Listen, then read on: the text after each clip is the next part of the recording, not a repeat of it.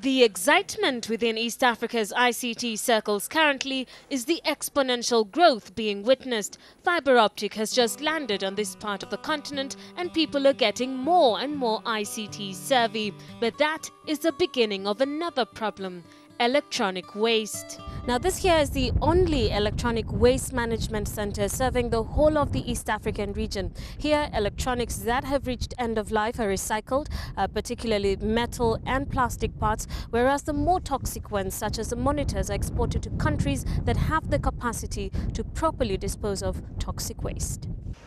We basically carry out a demanufacturing process.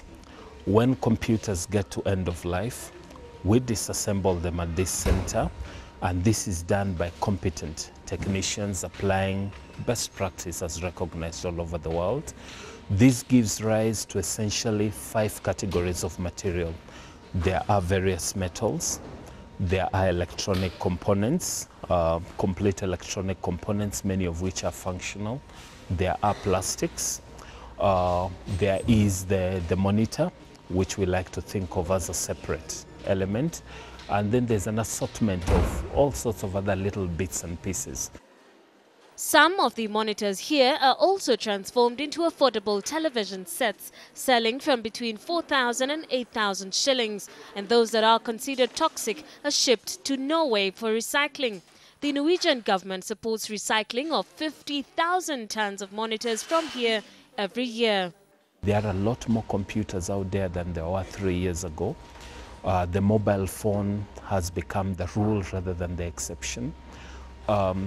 With increasing prosperity, we'll have more people with refrigerators, with microwaves, with all sorts of electronic and electrical equipment at the household level.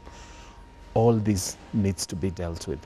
And wisdom dictates that we should not wait until it becomes a problem and then we react to the problem.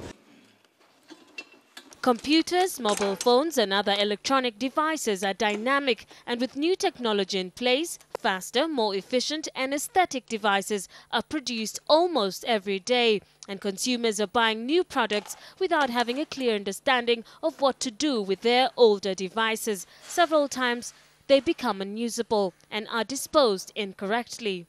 You realize that most electronic equipment, they've got several chemicals like lead, like mercury, and things like lead, if they seep into the soil, they first of all affect the quality of the soil, and even the health implications, like for mercury, they are not safe.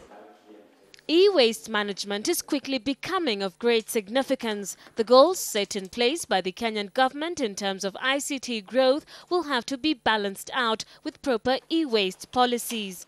The only ministry that had a framework on how to handle electronic waste is the Ministry of Information and Communication. And what they have demanded is that any licensee, any operator of telecom services or ICT equipment, by the time they deploy the equipment, they must confirm that they have the capacity to mitigate against the electronic waste out of that equipment. Unfortunately, the policy and regulatory framework for e-waste management is still weak. We do have the National Environmental Management Act, which created NEMA and under which a whole lot of rules and regulations have been made. But these rules and regulations apply to waste in general, not specifically to e-waste. There is a draft policy on e-waste management, but this has not yet been enacted into law and is therefore, strictly speaking, not legally enforceable. Now, one of the greatest challenges currently facing the growth of e-waste management is lack of information. The public is not sufficiently aware of what they can do with their electronics once they reach the dead end. We checked all the consumers, be them in government, private sector, civil society, and the level of awareness of the damage to the environment or the impact to the environment is extremely low. None is aware about the implication. E-waste management needs keen attention, and experts reckon that action should be taken before it becomes a nightmare.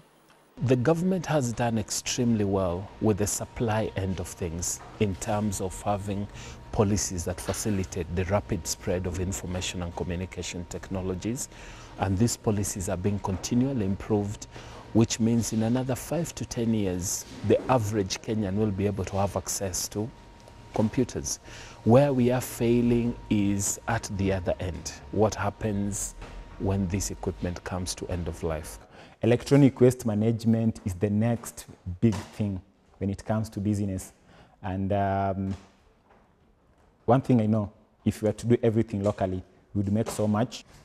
Now, with the growth currently being experienced in the economy and the increased penetration of electronics, in specifics ICTs, that is expected with that growth, it is critical that the Kenyan government takes the first step by farming up e-waste policies, ensuring organizations dispose of their electronic waste correctly, while driving up awareness to the Kenyan public of the critical impact of proper e-waste management.